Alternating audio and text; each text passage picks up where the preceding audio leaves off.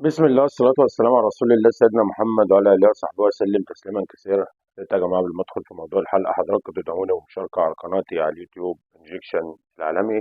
طبعا أنا منزل مسابقة، جايزة قيمتها 200 جنيه للإجابة على السؤال اللي أنا طرحته على حضراتكم على الفيس: من هو الحارس الأساسي لمنتخب إيطاليا في يورو 2000؟ طبعا يا جماعة النهاردة أكلم حضراتكم على قصة الكفاح اللي جاية، مش على المرتاح، اللي جاية بكل عذاب وألم. قصة اللاعب محمد صلاح. طبعا محمد صلاح ابن نجريج اللي عامل إزعاج وضجيج، محمد صلاح ابن بسيون اللي عامل للكل جنون، محمد صلاح ابن الغربية اللي واصل العالمية، محمد صلاح اللي لعب في روما اللي ضرب كل الكلاب بالشومة، محمد صلاح اللي لعب في ليفربول اللي هيعمل على كل المنتقدين والشراميط والكلاب براز وبول. محمد صلاح النجم العالمي اللي طبعا للأسف الشديد بيلاقي ناس في مصر قمة ال ال الإبادة وقمة قلة الأدب وقمة السخافة، والناس طبعا اللي ما تعرفش محمد صلاح تعب قد إيه ولا عرفت مشوار محمد صلاح ولا إلى آخره. محمد صلاح ده قصته ووجعه اللي وصله للكلام ده ما حدش هيحس بيه الا محمد صلاح، لان هو اللي تعب، مش اللي الناس اللي عايزه الحاجه تجيلها بالسهل. طبعا النهارده دي رساله للهلافيت اللي احنا يعني بنعتبرهم شراميط، اللي هم منتقدين محمد صلاح، اللي هم بيتكلموا عليه بصوره سلبي. طبعا عايز اعرف راي حضراتكم في مباراه امبارح. ان انت كل اللعيبه بتحاول، في لعيبه كانت على استحياء في مباراه امس مع منتخب نيوزيلندا، وتشوف منتخب مصر بدون محمد صلاح شكله عامل ازاي.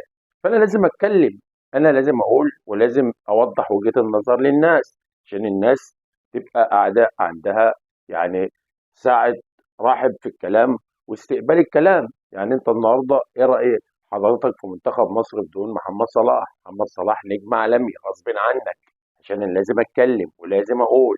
النهارده يا جماعة محمد صلاح ده يعني انت مش تحس باللي هو يعني التعب اللي تعبه عشان خاطر يوصل للمرحله دي، لانك انت فاشل. لو انت ما انتش فاشل مش تتكلم، انت لو ناجح تشغل دماغك بنفسك عشان انت فاشل.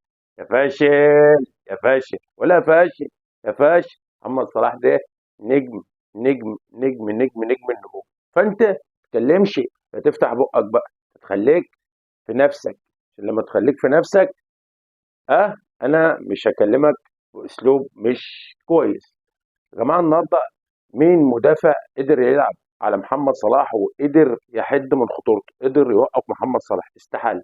مين المدرب اللي قدر يعمل يعني تاكتكس فوق الوصف وقدر يحد برضه من خطوره صلاح؟ الا كل المدربين بتشد محمد صلاح، بس الفكره كلها النهارده ان الريتم بطيء. تعال امبارح اتفرج على محمد مجدي قفشه، ده مش قادر يسلم كوره، وعايز انت صلاح يشيل الليله كلها. محمد صلاح ده نجم نجم نجم. في حاجه اسمها في الكوره رتم بطيء ورتم سريع. الرتم اللي هنا بتاعنا بقى اللي احنا بنلعب بيه ده رتم اسمه ميت، مش بطيء، ميت يعني في الانعاش، وعايز جلوكوز وعايز المغسل يجي يغسله ويدفنه. فاحنا طبعا النهارده لازم نتكلم ولازم نوضح وجهه النظر. محمد صلاح نجم النجوم، محمد صلاح تعب، محمد صلاح شقى، محمد صلاح شاف ايام ما يعلم بها الا ربنا، محمد صلاح قابل حاجات. انت يا بغل، يا بغل قوم يا بغل، قوم يا دي يا باغي، مش هتحس بيها والله. محمد صلاح شاف الحاجات دي. قوم يا باغي. محمد صلاح تعب وشافها واتألم واتأذى لحد ما وصل للمكانة ديت. ربنا ان شاء الله باذن الله رب كده يكرمه. وطبعا انت لما محمد صلاح ده هيبطل كرة، الطبيعي ان انت هتتبرش وهتنام على وشك وما عدتش هتشوف مستوى زي ده تاني خالص. هتلاقي بقى الحاجات اللي انت بتتفرج عليها دي والمساوئ اللي احنا بنتفرج عليها. فطبعا المشكله ان الناس عندها وقت فاضي كتير انها تقعد تتكلم ده يا اخي، ده حتى اللي بيتكلم ده بيكسل يجيب لي نفسه كوبايه الميه يشرب. فليه انت بتتكلم على صلاح اساسا وانت زبلانش وهدوس على وشك باللانش؟ تمام. النهارده يا جماعه حته الحقد والضغينه والغل اللي جوه الناس المصريين ده انا ما شفتوش في اي حد. يعني في ناس كتير بتكره بعضها، بس احنا كمصريين الفئه الاولى، يعني الفئه الاولى على مستوى العالم في الضغينه وفي الكره والحقد والغل على الناس جوانا احنا مش جوا حد تاني. يعني تلاقي الناس المستوى فيها في الداون في الاسفل شويه، إن احنا هنا في الطب حقد وغل وغيره وحسد و... و... وده ما بيعرفش يرقص، ده ما بعرفش ايه، ده كاني ده مانع، ده انا ما بحبوش، وعشان انت بغل وكاره نفسك. انت لو مش بغل وكاره نفسك هتحبه وهتحترمه، ان هو تعب عشان يوصل.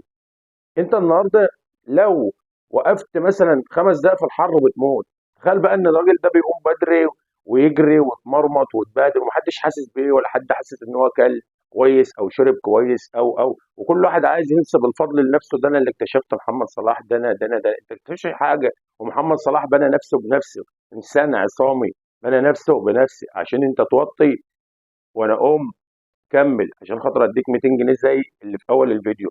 النهارده يا جماعه احنا بنشوف والله العظيم يعني حاجات وبني ادمين جواها تعبان وجواها شر كده طافح على وشهم.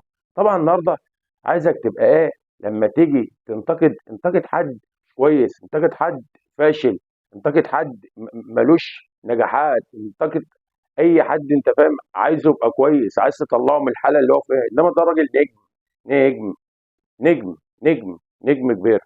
اتمنى ان يكون موضوع الحلقه نال اعجاب حضراتكم، ومستني يعني تعليقات حضراتكم واجابات حضراتكم في الكومنتات على قناتي على اليوتيوب. ما تنسوش كلمه السر انجكشن مستمر، وتحياتي للجميع، والسلام عليكم ورحمه الله وبركاته.